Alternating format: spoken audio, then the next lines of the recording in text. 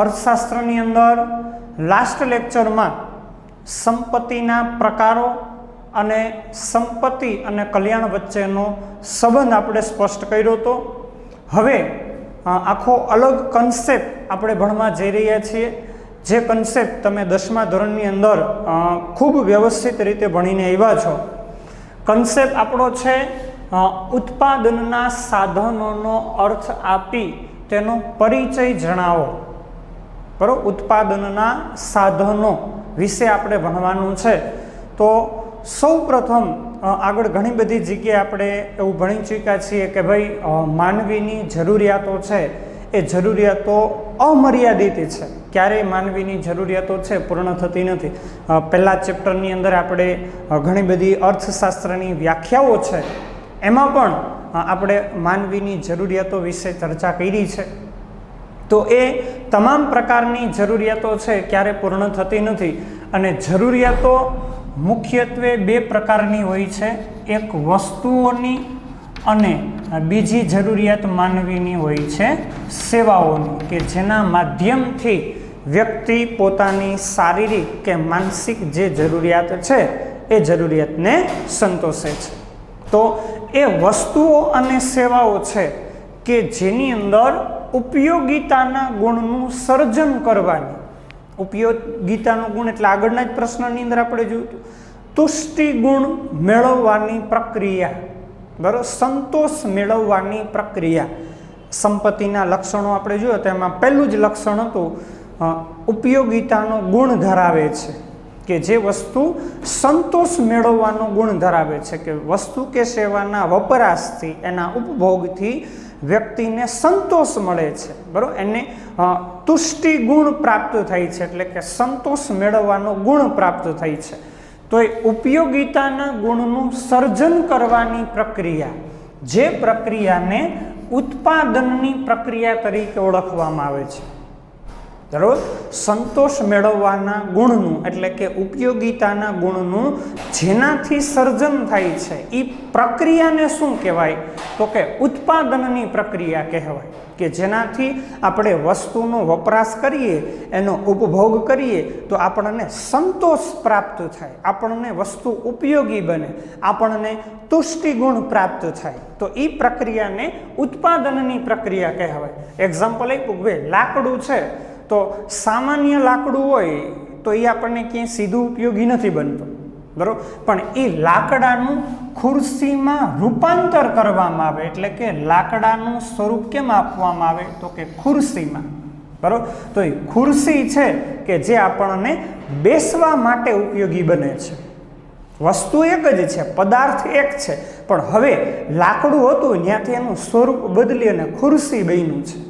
तो ये खुरशी आपणे बेसवा माटे उपयोगी बने छे। तो ए जे लाकडामांथी खुरशीमां रूपांतर थयुं ए जे प्रक्रिया थई ए प्रक्रियाने उत्पादननी प्रक्रिया कहेवाय। धारो के एवी ज रीते के भाई कपास छे तो कपासनुं रूमां रूपांतर थयुं अने रूनुं कापड़मां रूपांतर थयुं। कपास सीधो आपणे क्यां उपयोगी नहीं बनतो पण रू उपयोगी बन्युं, कापड़ उपयोगी बन्युं तो ए कपासनुं रूमां रूपांतर करवानी, रूनुं कापड़मां रूपांतर करवानी आ जे प्रक्रिया छे जे प्रक्रियाने उत्पादननी प्रक्रिया कहेवाय। एवी ज रीते धारो के खनिज कोळसो छे अने ए कोळसानुं वीजळीमां रूपांतर करवामां आव्युं तो वीजળી आपणने प्रत्यक्ष उपयोगमां आवे छे। बराबर, तो ए उत्पादननी प्रक्रिया थई एटले वस्तुमां तुष्टि गुण उमेरवानी, संतोष मेळववाना गुणनुं उमेरवानी प्रक्रिया छे जे प्रक्रियाने उत्पादननी प्रक्रिया कहेवाय। अने ए उत्पादननी प्रक्रियाथी वस्तुनी अंदर तुष्टि गुण उमेराय छे, उपयोगितानो गुण उमेराय छे। पण ए उपयोगितानो गुण छे जे गुण स्थળ बदलाय, स्वरूप एनुं बदलाय के समय बदलाय तो उपयोगितानो गुण बदलाय छे। दरेक समये, दरेक स्थळे, दरेक स्वरूपनी वस्तुओ छे के जेमां एक सरखो संतोष प्राप्त थई शकतो नथी। बराबर, उपयोगितानो गुण छे ए जुदो जुदो होय छे। क्यांक एमां वधारो थाय छे, क्यांक एमां घटाडो थाय छे। के भाई कोई लाकड़ू छे ए लाकडामांथी એક જ સ્વરૂપની ખુરશીઓનું નિર્માણ નથી થતું. જો એનું સ્વરૂપ બદલવામાં આવે તો એના દ્વારા આપણને જે સંતોષ પ્રાપ્ત થાય છે એ સંતોષ બદલાય છે. કપાસથી કાપડ તૈયાર થાય છે, પણ બધા એક જ સરખા કાપડ તૈયાર થતા નથી. જુદા જુદા પ્રકારના કાપડો તૈયાર થાય છે, અને જો એના સ્વરૂપ બદલાય વસ્તુના, તો એમાંથી જે આપણને સંતોષ મળે છે, જે આપણને ઉપયોગી બને છે, એનું સ્વરૂપ છે એ પણ બદલાશે. એટલે સ્થળ બદલાય, સ્વરૂપ બદલાય, સમય બદલાય, તો વસ્તુનું ઉપયોગિતા મૂલ્ય છે બરાબર, એમાંથી જે આપણને સંતોષ મળે છે બરાબર, એ ઉપયોગિતાનો ગુણ પણ મોટે ભાગે વધતો જાય છે બરાબર. અને એ જે પ્રક્રિયા થઈ એ આખી ઉત્પાદનની પ્રક્રિયા થઈ છે કે કોઈ એક પદાર્થનું બીજા પદાર્થમાં માનવ શ્રમ વડે, યંત્રો વડે રૂપાંતર કરવામાં આવે છે બરાબર. તો એ ઉત્પાદનની પ્રક્રિયા થઈ, અને એ ઉત્પાદનની પ્રક્રિયામાં મદદ કરનારી બાબતો છે, ઉપયોગી બનતી બાબતો છે કે જેનાથી આપણે કોઈ એક પદાર્થનું બીજા પદાર્થમાં રૂપાંતર કરીએ છીએ. કોઈ એક પ્રકારની વસ્તુ છે એનું બીજા પ્રકારની વસ્તુમાં રૂપાંતર કરીએ. ધારો કે લાકડું છે તો એ લાકડાનું ખુરશીમાં રૂપાંતર કરીએ તો ખુરશી આપણને ઉપયોગી બની, એમાં ઉપયોગિતાના ગુણનું સર્જન થયું. એવી જ રીતે કપાસ છે તો કપાસનું રૂમાં રૂપાંતર કર્યું, રૂનું કાપડમાં રૂપાંતર કર્યું, તો કપાસ સીધો ઉપયોગી નહોતો બનતો, રૂ અને કાપડ આપણને ઉપયોગી બનવા લાગ્યું. કોલસો છે એનું વીજળીમાં રૂપાંતર કર્યું તો વીજળી આપણને ઉપયોગી બનવા લાગી બરાબર. તો એમાં ઉપયોગી બનનારી બાબતો કઈ કઈ છે તો કે કાં તો યંત્રનો ઉપયોગ થયો હશે, લાકડાનું ખુરશીની અંદર રૂપાંતર કર્યું તેમાં સાધનો ઉપયોગમાં લેવામાં આવ્યા, માનવીય એટલે કે ચોક્કસ વ્યક્તિ એની અંદર કામ કર્યું તો માનવ શ્રમનો ઉપયોગ થયો છે બરાબર. એવી જ રીતે કોલસાનું વીજળીમાં રૂપાંતર થયું તેમાં ચોક્કસ યંત્રો ઉપયોગમાં લેવામાં આવ્યા છે. કપાસનું રૂમાં રૂપાંતર થાય, રૂનું કાપડમાં રૂપાંતર થાય તો એમાં યંત્રો ઉપયોગમાં લેવાના છે. તો ઉત્પાદનની પ્રક્રિયામાં ઉપયોગી બનતી જે બાબતો થાય એ બાબતોને કહેવાય ઉત્પાદનના સાધનો બરાબર, કે જેનાથી વસ્તુમાં તુષ્ટિ ગુણનું સર્જન થાય છે, વસ્તુમાં ઉપયોગિતાના ગુણનું સર્જન થાય છે. તો એમાં જે બાબતો આપણને ઉપયોગી બની છે, મદદરૂપ થઈ છે, એવી બધી બાબતોને કહેવાય ઉત્પાદનના સાધનો બરાબર.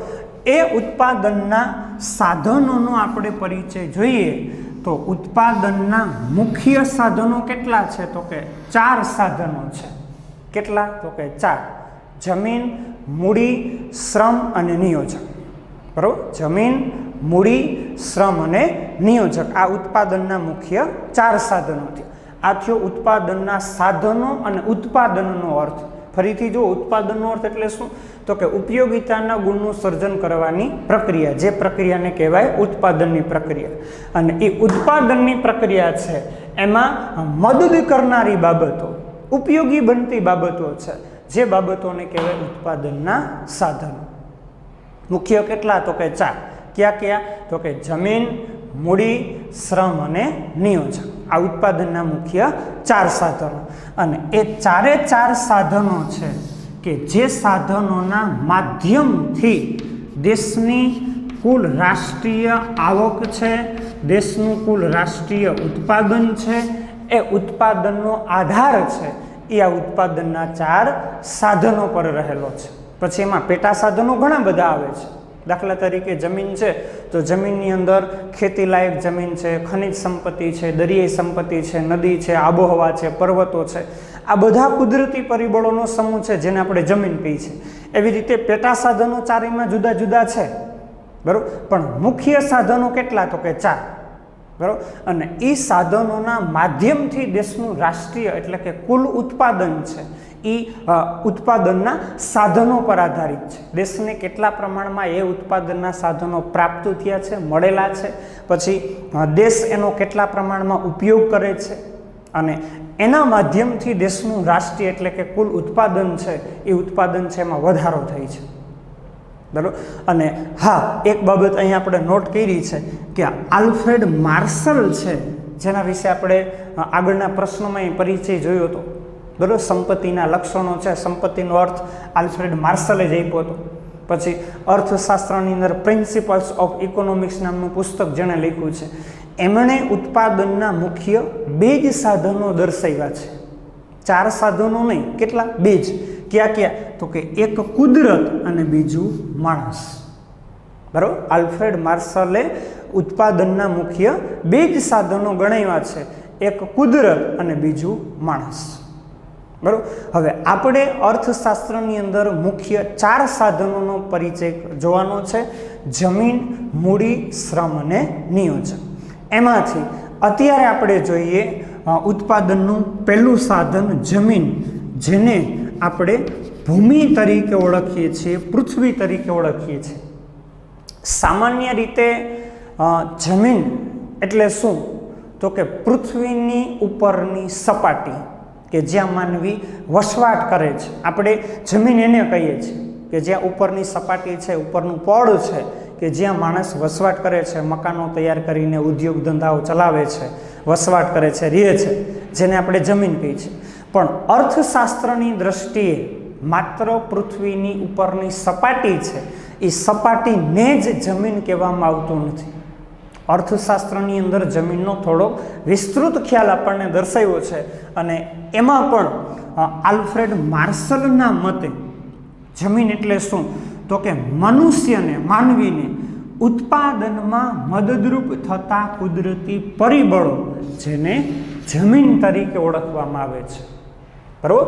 મનુષ્યને એટલે કે માનવીને ઉત્પાદનમાં, એટલે કે જેનાથી માનવી વસ્તુઓ અને સેવાઓનું ઉત્પાદન કરે છે, એવા બધા જ કુદરતી પરિબળો, પછી એ દરિયાઈ સંપત્તિ હોય, આબોહવા હોય, આબોહવાની અંદર ભેજ હોય, ગરમી હોય, ઠંડી હોય, બરાબર, ખનિજ સંપત્તિ હોય, તો એ બધા જ કુદરતી પરિબળો છે, એનો સમૂહ છે, જેને અર્થશાસ્ત્રની અંદર જમીન તરીકે ઓળખવામાં આવે છે.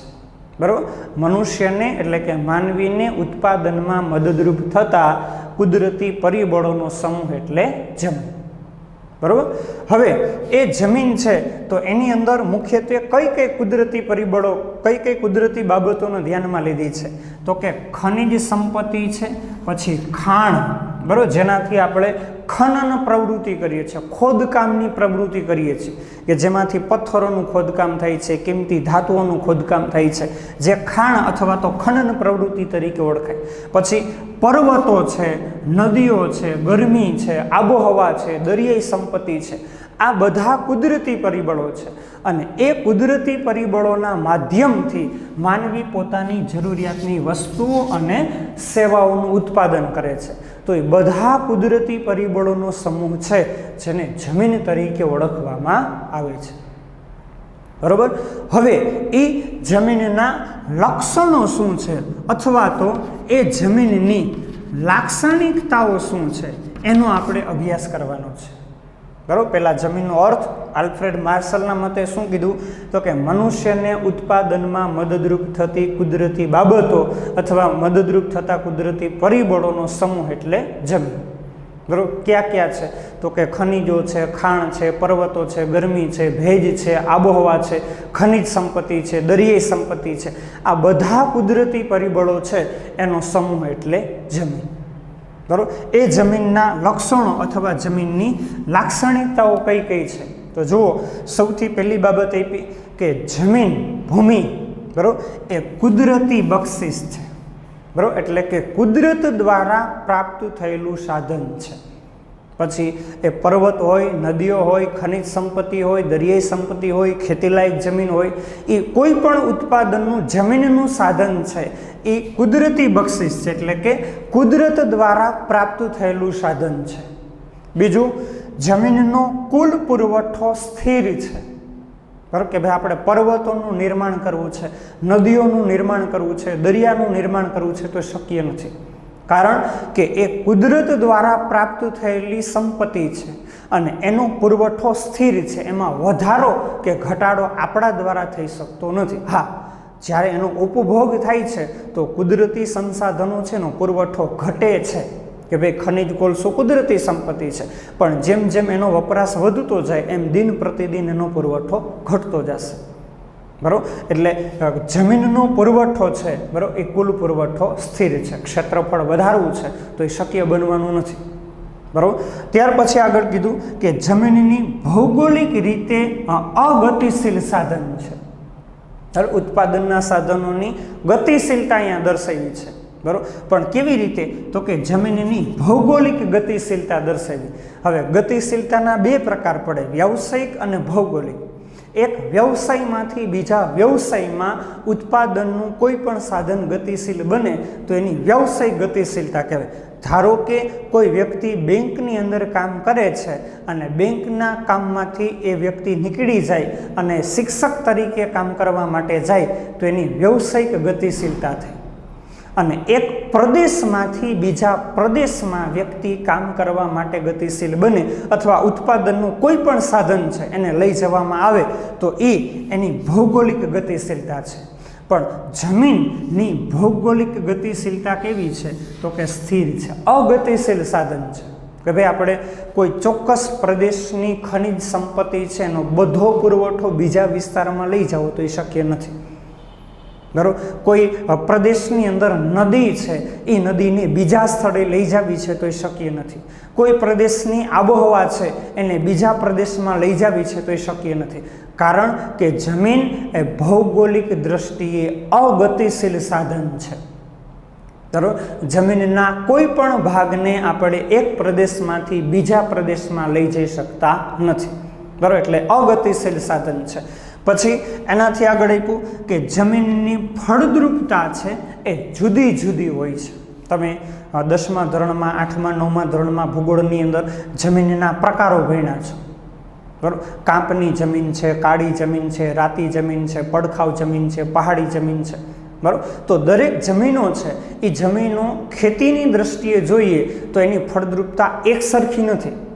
સૌથી વધારે ફળદ્રુપ જમીનો તો કે કાંપની જમીનો આવે છે, પછી કાળી જમીનો આવે છે, પછી રાતી જમીનો આવે છે, રણ પ્રકારની જમીનો આવે છે. તો એ દરેક જમીનના પ્રકારો છે એની ફળદ્રુપતા જુદી જુદી છે. દરેક પાકોનું દરેક જમીન વિસ્તારમાં એક સરખું ઉત્પાદન નથી થઈ શકતો. બરાબર. કારણ કે એની ફળદ્રુપતા જુદી જુદી છે.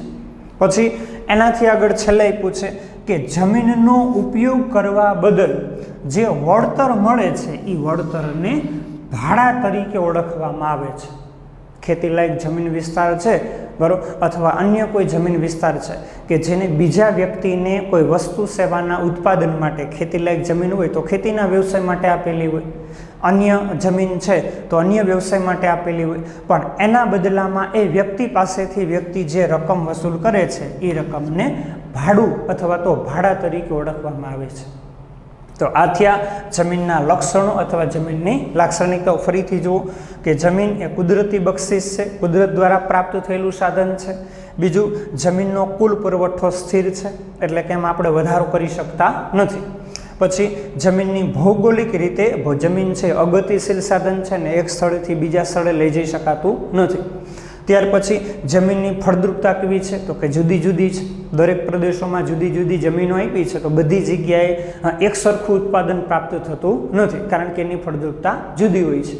અને જમીનનો ઉપયોગ કરવા બદલ જે વળતર મળે છે એને શું કહેવાય છે તો કે ભાડું કહેવાય છે. બરાબર. તો અહીંયા ઉત્પાદનના સાધનોની અંદર જમીન એક ઉત્પાદનનું સાધન છે જેનો પરિચય આપણે પૂર્ણ કર્યો. નેક્સ્ટ લેક્ચરની અંદર આપણે મૂડી, શ્રમ અને નિયોજક છે જેનો પરિચય આપણે જોશું. જય શ્રી કૃષ્ણ.